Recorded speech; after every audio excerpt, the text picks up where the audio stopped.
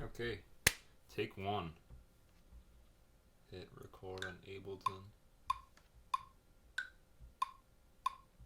Turn that off. See if we can just get a quick. Cool.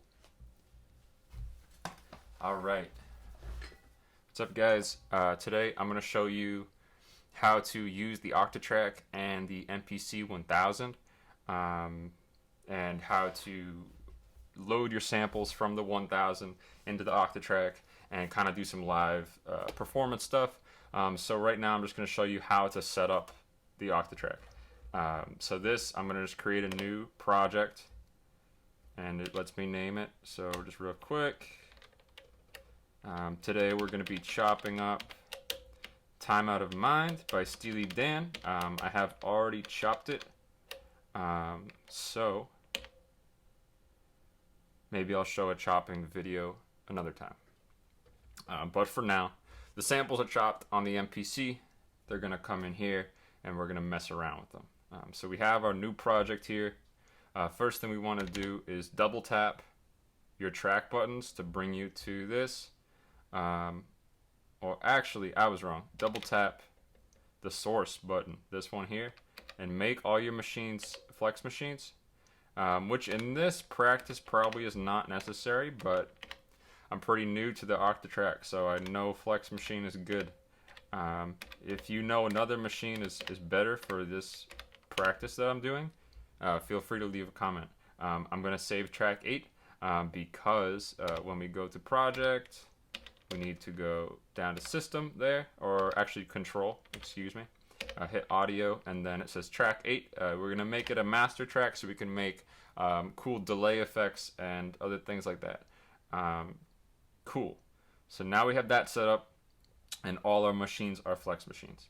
So we're going to go out, double tap this, and now you see it has 1, and it's blank. It's not, there's no audio there.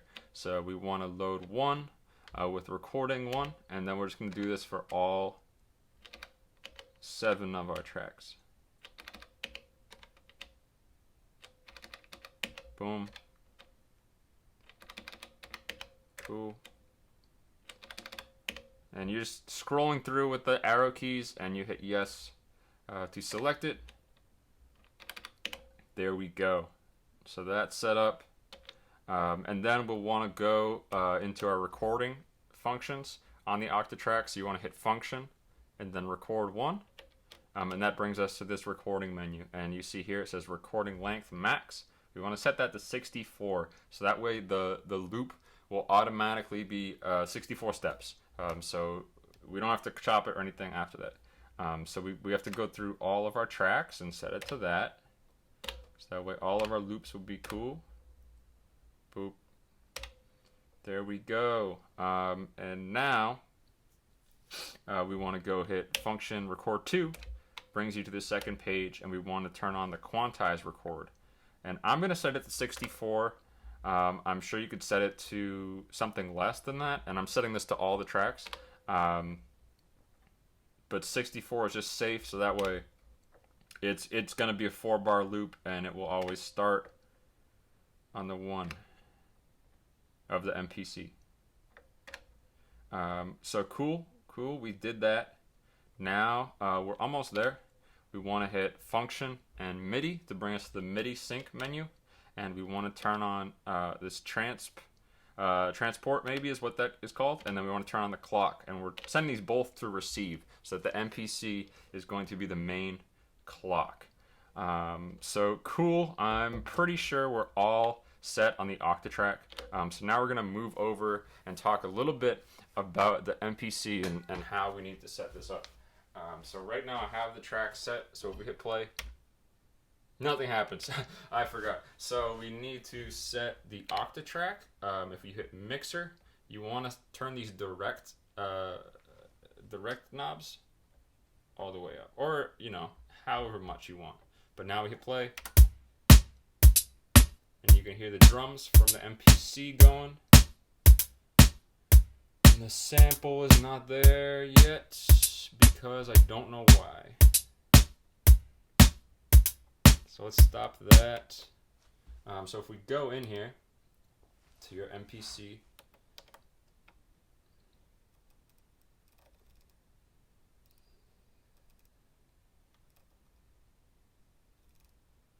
I have no idea.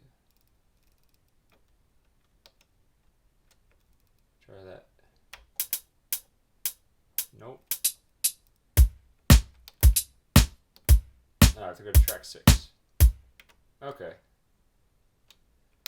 Using gear like this, it's just like, practice, figure out all your little cryptic key presses, because that's really what it comes down to in learning your gear. So now we're going to go up to track 6. So this should play. I don't know why it's not. I know why. So, track 6 is our sample, and the cool thing with the MPC and the Octatrack is that you have, well, I guess the MPC really is that you have 4 assignable outputs back here. So what I'm doing is I'm assigning the sample to output 1, and output 1 is going to my guitar pedal board, so that I can use this primarily, but also use whatever. So this Pog pedal is actually kind of functioning as like a mixer. And if you see here, I don't know if you can see, but all of the knobs are down. So if we go ahead and bring in the sub octave, and we will hit play on the MPC. Nice.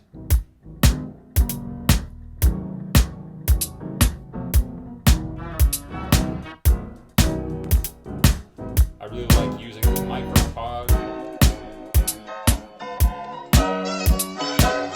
Yeah, I just think it has a better pitch than the MPC itself. But the MPC is still awesome for doing stuff like that.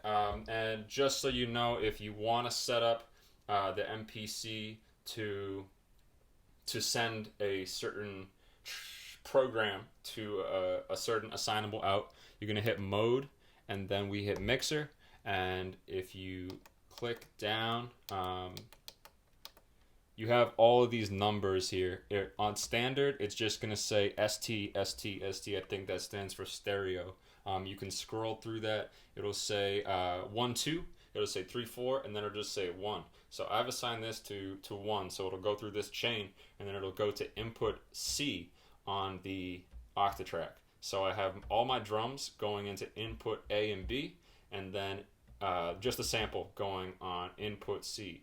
Real quick, shout out to Ricky Tinez for his video on this stuff. I definitely would not know how to do this if I hadn't seen that video. And huge shout out to True Cuckoo on all his stuff on the Octatrack.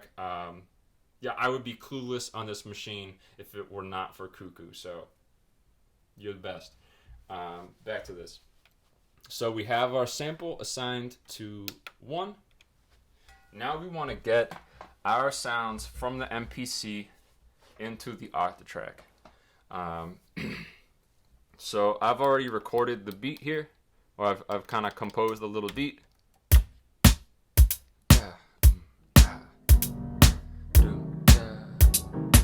So first thing I'm going to do is record the drums into track 1 on the Octatrack. And the way you want to do that, this is important, I forgot. You want to hit function page, and then hit the page button to bring it to 64. That way it's going to be a 4-bar loop. It's going to have 4 pages of trig information. So that way it's going to match the MPC's 4-bar loop. Obviously you don't need to set it to 64. Just set it to whatever your MPC is doing. So we'll hit yes. And now we will go back to the beginning on the MPC. We're going to hit play. And I'm going to record into track 1 by holding record in track 1.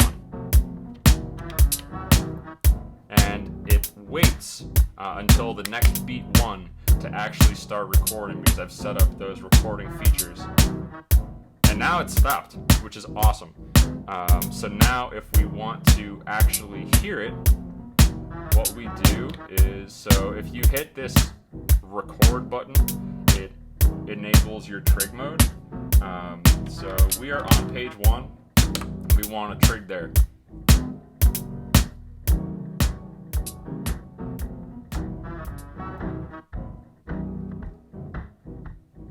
But it's not playing. Is it playing? I don't think it is. So we'll stop this.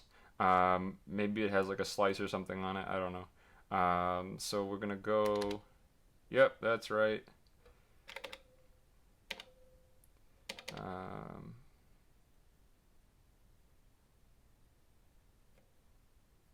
Let's see. Let's see here. Yeah, add the trig. Now play. So I must have not hit the trig or something, because here it is now and the drums are playing from the Octatrack. The MPC is not even playing now. But okay, that's good. That's good. So we'll go back to bar 1, the MPC. Now we're going to track in the sample into a couple different tracks on the Octatrack. And the cool thing about running your sample through some outboard gear before you hit the Octatrack is that you can create a bunch of different sample sounds to then mess around with on this fader, or just, you know, really get creative with it. So first I am going to put some sub octave.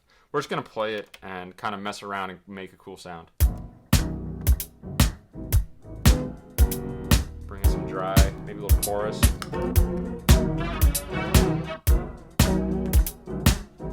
I really need a reverb pedal.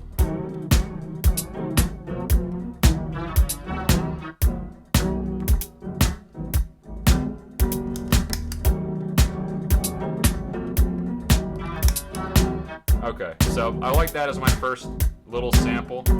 So again, I'm going to do the same thing I did to record the drums. Boom, it's recording onto track 2. And just so you know, I just hit this record 2 since it's coming into C there. So now we're going to do the same exact thing we did to sequence the drums. We hit this, and you notice that trig went away, so add a trig there. Boom. And we cut out all the audio from the MPC, and then it started again on the Octatrack because we added that trig, which is super awesome. So now we can even, you know, bring in a new layer on the MPC. Like, that's pretty crazy. So I'm going to record that in on track 3.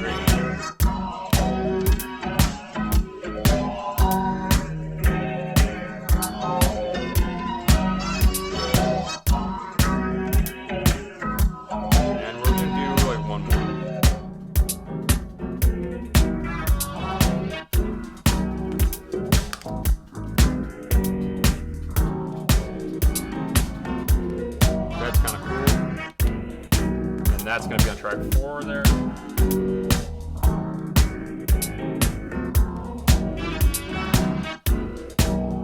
Cool. So now we can essentially stop the MPC, and we don't need to really use it for any more sound generation. But what I'm going to do is mute all the tracks on this and use it as a clock for the Octatrack.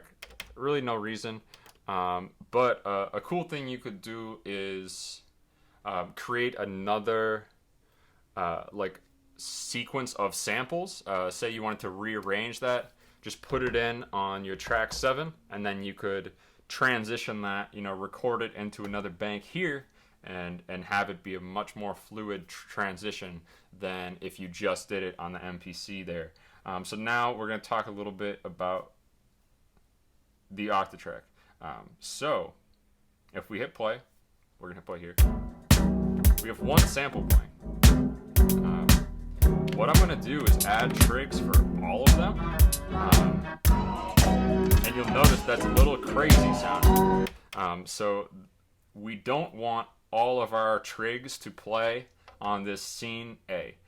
So we're going to hold down scene A and mute all of the trigs that you don't want to play with the main sample, if that makes sense. So we're gonna use the level to mute that while holding A, and then we're gonna go to 3 and do the same exact thing, mute the level. So now when we hit play, it should just be that. Yeah, so it's just that first sample. So now we can do another scene. This is your scene mixer on the Octatrack. I know I'm kind of jumping around, but this creates just different scenes and different, parameter changes and things that you can switch through super fast. So if we load B, I'm going to do it on 9 just because that's what it gives you, but I like to do it over here, 16, 15, just because it's right there with the B, and you don't need to use 2 hands necessarily, but we'll do it on 9. That's cool. So we're going to hold down B now. We're going to go to track 2, which is our track that's playing on scene A, or scene 1 rather. So we're going to mute that, and we are going to get track 3, and that will be up. So that is good. Now track 3 will play. Real quick, let's make sure it does it.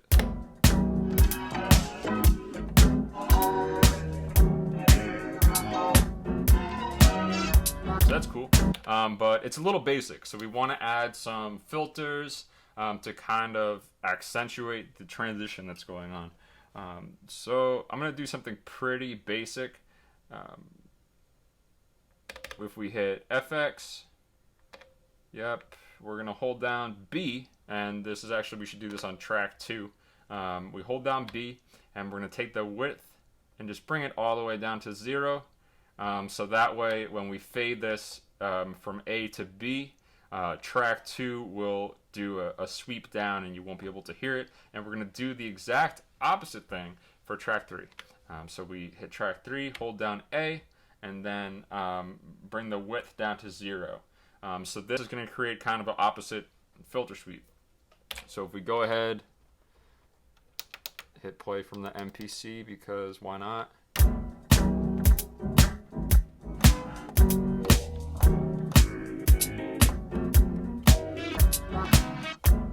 So that's really cool. But you really can get super crazy with these, scene selections and the mixer here in the Octatrack. So I'm going to try and do that a little bit. If we hit B and 16, this has created a new scene. So every time you make a new scene, all of the parameters that you've edited in previous scenes get set back to the stock settings. So like whatever you have them set to be when you aren't using this, that's what they're going to be. So right now, if we hit play and we go to 16 here, all of your tracks are playing. So you don't necessarily want that.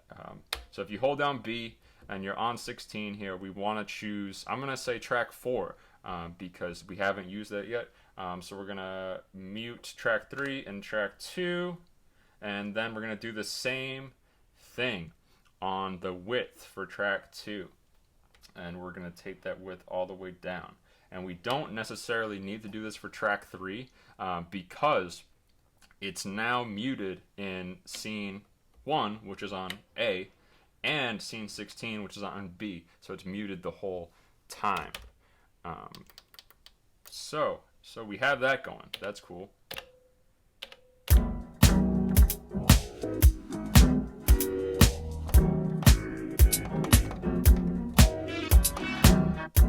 But we want to get a little more crazy, right? We want to do some cool stuff.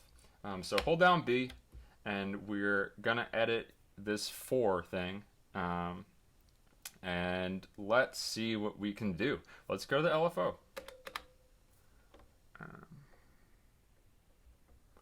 And while we're holding down B, while we're holding down B, we'll bring the depth up, and we'll bring the speed up. No, let's bring the speed up just naturally. So that's like, if you're not holding down A or B and you mess with the parameter, that's going to be always. So now, double tap the LFO. It brings us to our LFO setup menu. So if we're in LFO 1, these knobs correlate to the values in the screen, and you can make it do some crazy stuff. So I think I want it to do the filter depth. or the filter width, I think would be cool. And we'll have the multiplier, and we'll sync it to the trig and see if that's cool.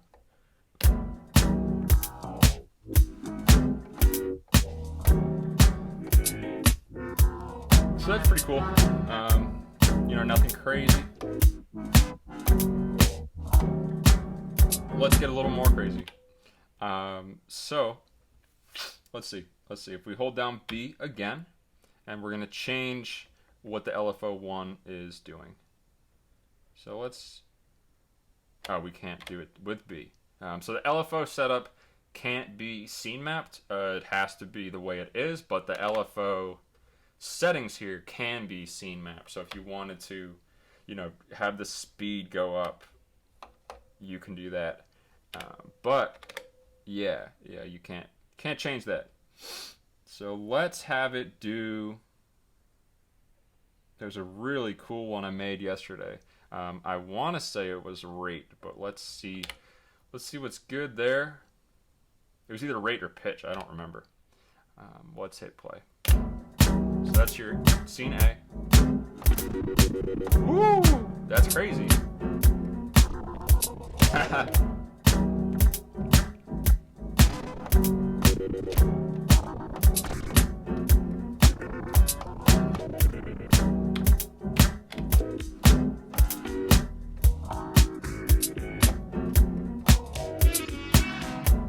Got a little out of sync there when we hit 9.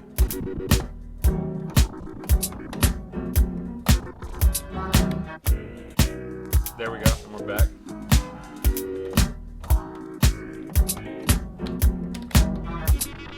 Woo! Yeah, so that's really cool, and we just kind of made that out of nowhere. So that's pretty much it. We're gonna mess around and see what else we can make, right? Let's see what that sounds like.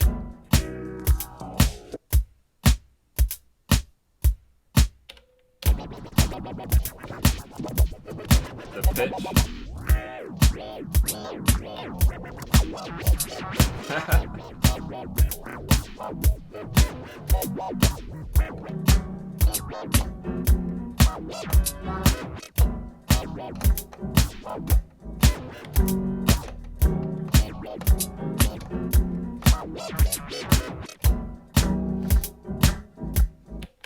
So that's really cool.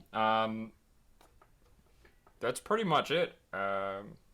In a very basic sense, the Octatrack stuff like that. Let's see if there's anything else that I kind of wanted to cover. The effects are really cool in the Octatrack, and you can definitely, like you saw, we mapped the filter to the scenes. But another cool thing I like to do, especially when I bring my drums in from the MPC, is to run the Octatrack compressor, because this thing can slam your audio. So let's do that real quick.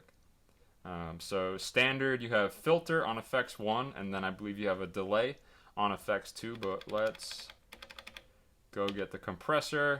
Boom, bring it in. You hit no just to hit back. That's just how it is. So right now the gain is at 0, mix is at 127, which is your max. Ratio is at 0. So let's just hit the drums, or if we mute everything else, right?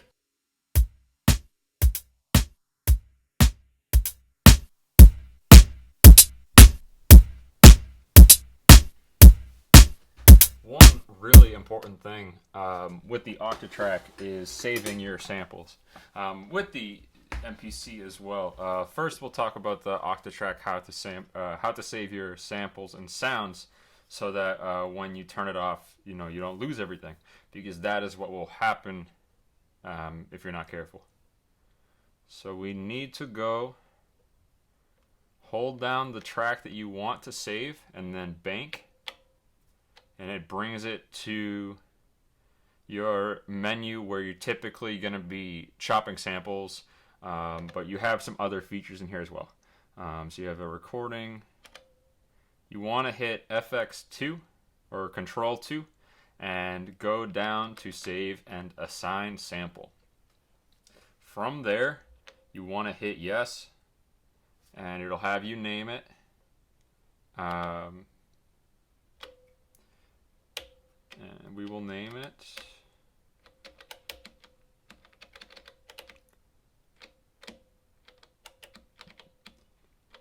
there we go. Then hit yes, and you want to make sure you hit assign to free flex. This way, if you hit yes, it says assign to flex 1. So we go back and we double tap, or if we hit no, and then we double tap this. You see R1 is still recording 1, and that's what's selected here. But you have another file in this 1 section that you can actually load onto it in your project. Right here it just says error because I just turned this on. I forgot to film this. So this is just to kind of explain it. What you'd want to do is hit yes, just to load that in. And then from there you have it and you're all good. And then if you want to save the project, just hit project and then hit save. Very simple, and you have it when you turn it on. If you want to load up a different project, you can hit change and you have all your other projects in there. So there you are.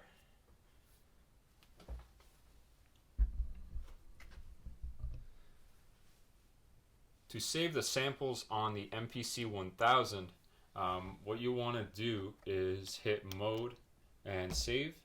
And typically it starts with saying a sample. You want to change that to a program. So that way you can go down and you can select the program that you've built of your samples. Program is like a patch, like a drum kit, or like a sample, a bunch of samples. So you can do that if you hit select the program and then just hit do it. It will save it. And then if you hit mode again and you hit save, you can go up and save all programs and samples. You can save a sequence or just save everything. Also, when you save the program, it will ask you if you want to save it with a sample, with the samples, and you want to make sure you do save it with the samples. That way you'll have them. All right, cool. Hopefully this video was helpful. Let me know if you're interested in a certain function of one of these machines, and we can get more into it. And see you next time. Peace.